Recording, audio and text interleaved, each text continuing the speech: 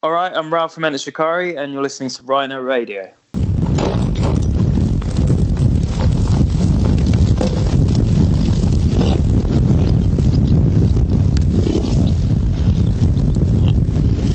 So today I have the honor of chatting to Ralph and Shikari. How are you doing? Yeah, I'm doing well, thanks. How are you? I'm good. Thank you very much for taking the time and chatting to us. I know that we had some change. The launch shows for the upcoming album was postponed, obviously, because of the coronavirus that is affecting the world. But let's talk about the album. They're still scheduled for the 17th of April. Nothing is true and everything is possible. I do like what you did with the everything and anything before is possible. Do you still believe that in the days of quarantine, everything is still possible? Or is it more of a gloomy side or still about the possibilities? Where'd you take that? I mean, it's hard to be optimistic at the moment, isn't it? I think the world has sort of, hopefully in many positive ways changed forever. I suppose that's something we can concentrate on, that people will take funding healthcare very, very seriously now. But yeah, I mean, with the album, we're trying to just hold a mirror up to reflect society, really. So it's about realism rather than just straight up optimism. Like, I'm not really a fan of just hope for hope's sake. I think there's a lot of music that does that, and sometimes people need it, and it's all well and good. But I think what we try and do is kind of offer the broad emotions that we all feel, whether that's hope, whether that's fear. And I think with this album, it's probably the kind of the broadest we've done, really. There's a lot of variety in terms of the emotions that we're trying to convey, and the instrumentation, the textures, and everything. So it's we're looking forward to bringing it out. About that selection, that possibility, the openness, do you support the claim that we're all doomed to freedom with all the possibilities we have? We're all doomed to freedom. Yeah, there's an old That's saying. Interesting. Yeah, that on one hand we're free, on the other hand some people fear that freedom. So some people coined the phrase "doomed to freedom." Oh, okay. Well, I mean, that's has some parallels for what's going on now, especially in the UK, where people are so hesitant to have this lockdown that we're seeing in other countries, because it's sort of is inflicting on our freedoms.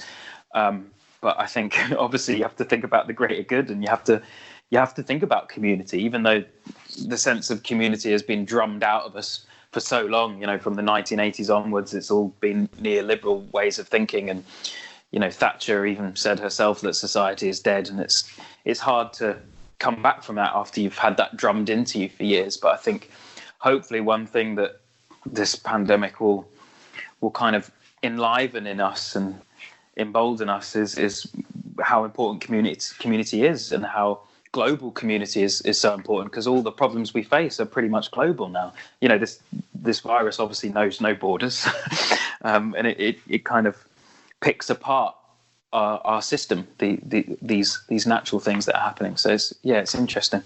And with all the weird information that we're getting from traditional media and new media that everyone is reporting right now, and I think in some of your lyrics claim that everything lies.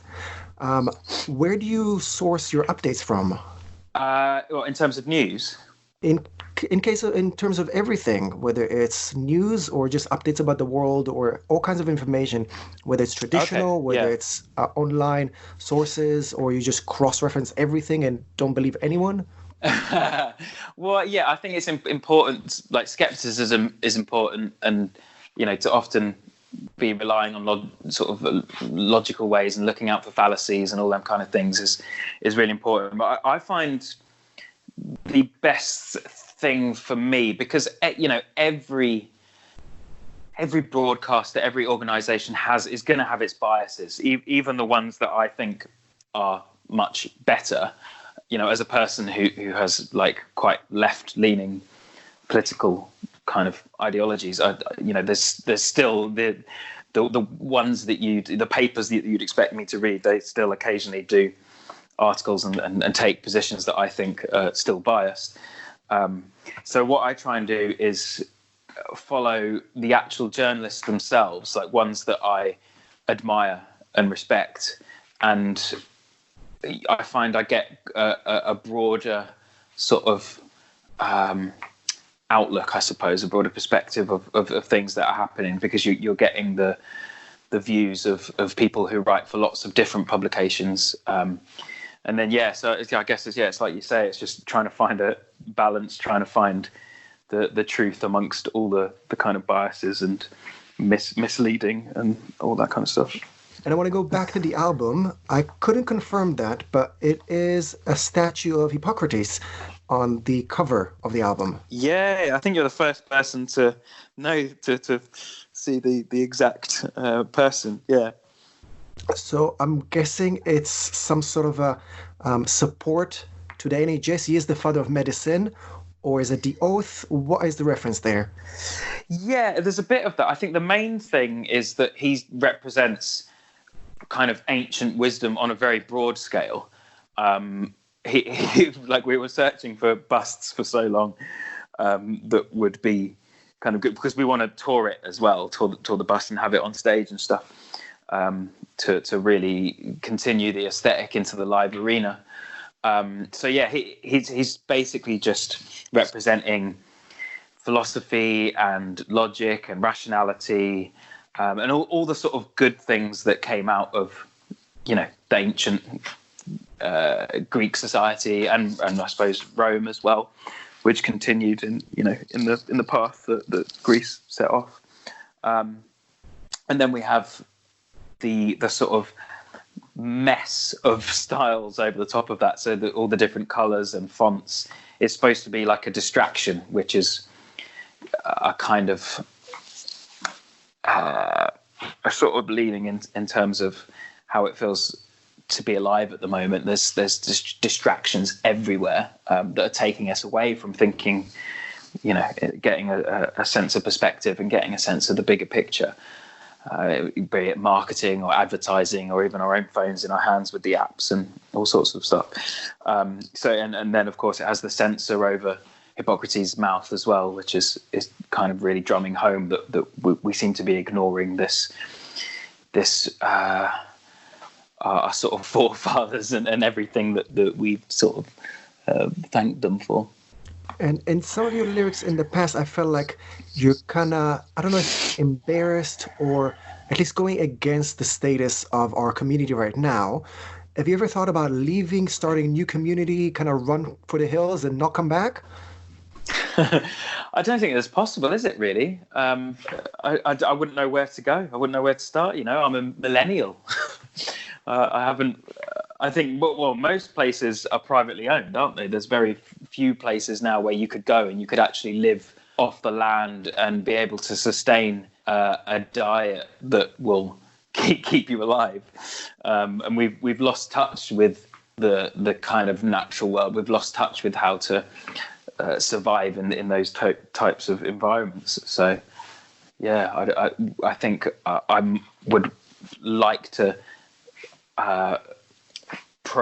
see progress in the systems that we've created. I think there's many good things about what we've done. Of course, I'm not like a complete naysayer or whatever, but the fact that we don't update them, I think, is embarrassing. That's the embarrassment, I suppose. It's that we're still using a system that was created and really hasn't been adapted too much for a century or more. Back to Adam Smith and the Invisible Hand, and that's something that we've been singing about since our second album with a track called Step Up. And yeah, unfortunately, it's just it is an ideology, isn't it? I think the economics is something that is often fails to see perspective. I think GDP is obviously such a good example of that. We kind of measure human progress and our societal health by how much money, in effect, is exchanging hands, how many products are being bought and sold. I think that's it's such a myopic, blinkered way of structuring a whole society and working out how successful that society is. Yeah, sorry, I'm rambling now, aren't I? No, I'm enjoying it, and it just keeps my brain thinking and running as well. But we've already pointed out some bad things about the war right now, from the economy, the diversity that we're not celebrating but pointing out, and so many other things. Obviously, the pandemic that is running right now. Do you find the coronavirus something that might help us evolve from it? Will show us that because coronavirus doesn't discriminate, because we need to support the NHS more now, because money doesn't matter when you cannot leave the house and we're all losing everything. Do you think we're going to evolve from that and see that we're all equal and we need to support each other? I mean, that's the hope.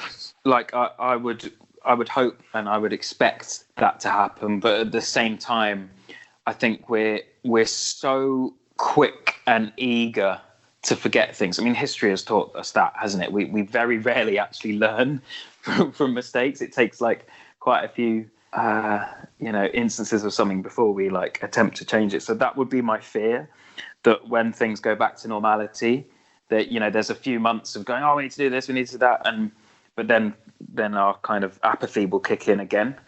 So yeah, that would be my worry, really.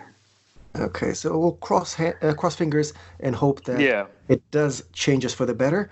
And after pointing out all the rationale behind it, and we already know that you're very enthusiastic about studying your mind and looking for the right answers and the truth, I've never really heard or found any quotes of you talking about faith. Does it collide with looking for the truth? Are you following any faith? No, I mean, I was brought up.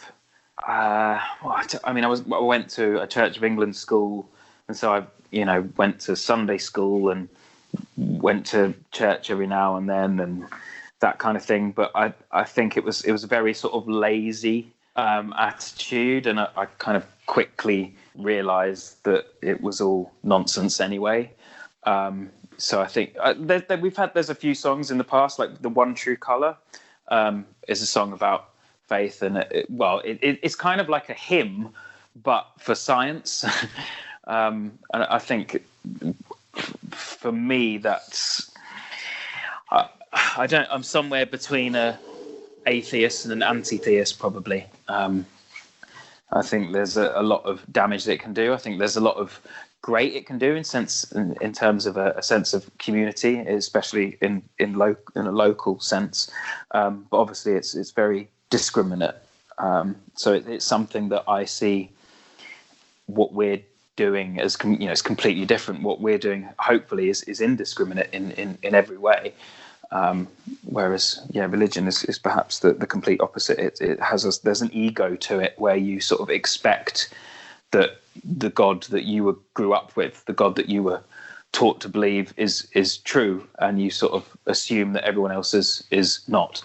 So that there's a real just kind of an ucky sort of cringy ego to that, I think, where you just assume that you're the one who's right. It's exceptionalism, I suppose. Okay, so with that charged question, I will ask you about a rumor that went online. I want you to confirm or deny it. I'm not sure what's the truth. Apparently, the album started a new fight with the OCD community about you and capitalization of letters in the song's names.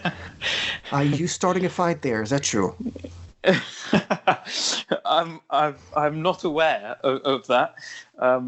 Hopefully they can give us artistic license to be able to capitalize or non-capitalize as we choose, as I give them the freedom to do the same. Okay, that's great. So I'm glad no one is picking on you and you're not picking on anyone. As we said, Nothing is True and Everything is Possible is out 17th of April. Is there anything else you want to add to fans and listeners out there before we say goodbye? No, I'm all good. I mean, I suppose just the fact that we're absolutely gutted about the release shows, but we're going to be announcing shows at the end of this year, and hopefully the world will be in a better place and we'll be able to play this music live, and we really look forward to it. I think we all be looking forward to it. It'll be a way to get out of the house and party with you guys. So the album out 17th of April, and hopefully we'll get some updates about us being able to go outside and party with Rowan and Shikari. So thank you very much for that. Awesome. No worries. Thanks for having me. Well, my pleasure again. Thank you very much.